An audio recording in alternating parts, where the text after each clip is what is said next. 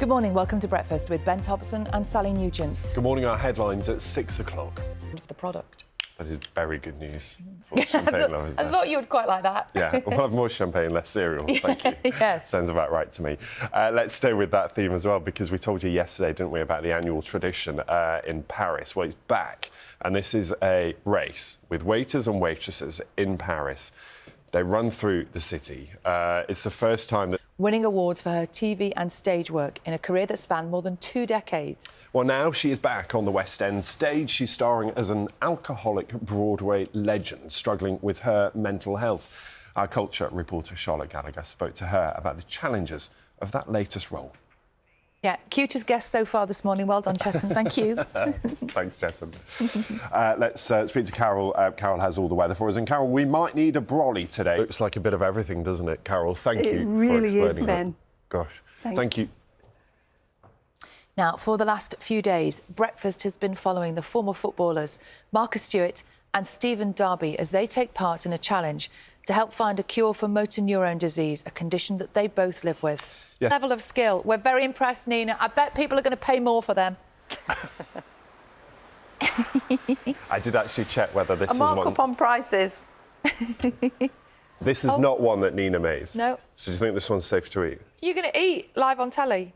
Yeah. You are, aren't you? Go Yeah. on. I'm going to see what this is. Bit dry, though, maybe. Needs a bit of jam, I The think. butters, yeah. Yeah. Oh, they're really good. They smell amazing. I smell cinnamon. Super nice. Yeah, later. Not right now. Shall I do the next bit? Busy. Yeah. Time now to get the news, the travel and the weather where you are. Now, Ben has more of today's news. Sally, thanks very much. Yes, good morning. Now it's time to go to Carol, who has the weather for us. And, Carol, it was a beautiful day in parts of the country yesterday. It was, Sally. It was quite warm for some as well, but you'll notice... Now, it can be hard to imagine what life must be like for soldiers on the front line of a conflict. But a new BBC Two documentary about the war in Ukraine is attempting to do just that. Filmed over 9 weeks, Ukraine, Enemy in the Woods, uses footage filmed by the soldiers themselves as they attempt to stop a direct attack on the country's second largest city, Kharkiv. In a minute, we'll speak to director Jamie Roberts. But first, take a look at this. Well, as promised, director Jamie Roberts is with us now. Jamie, morning to you. It really is a powerful documentary. How do you start to work on something like this? I'd seen videos online of soldiers posting. That's the point, isn't it? Really difficult to get access to and to film with any sort of safety. What plans, what preparations do you have to make to be able to get footage like that? We see so many very difficult images on the television nowadays, don't we? That sometimes I think you can become a little bit immune to just how dangerous a situation is. Can you describe for us what the situation was in the woods at that time? How dangerous was it? Well, I mean, you see in the documentary, several people are killed.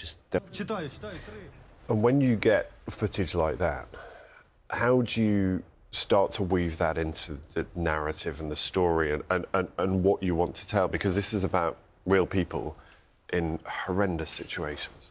Yes. This is Breakfast with Ben Thompson and Sally Nugent. Good morning to you. It's just approaching 7:30. Now, a senior government advisor has recommended that protests outside schools should be banned. It comes as part of a review that examined a series of demonstrations at a school in Batley, in West Yorkshire, in 2021.